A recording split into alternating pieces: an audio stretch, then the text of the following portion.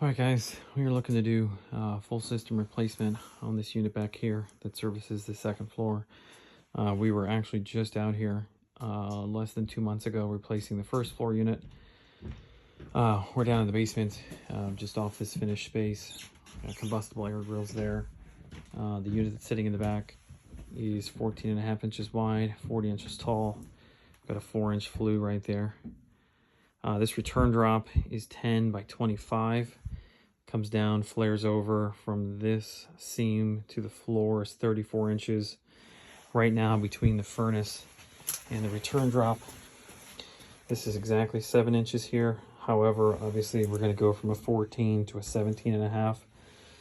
And we'll probably need to replace probably this bottom section. What I'll do is I'll send out a 10 by 25 by 34. So from right here down to the ground, a new section. That way we can replace that, put a 1210, and then hopefully we can kind of have the extra width on this side over here. On the back of the unit, there is a bypass humidifier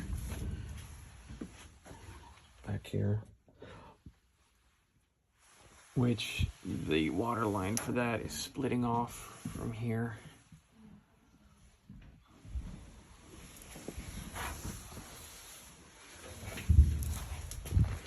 Step over there so you can see.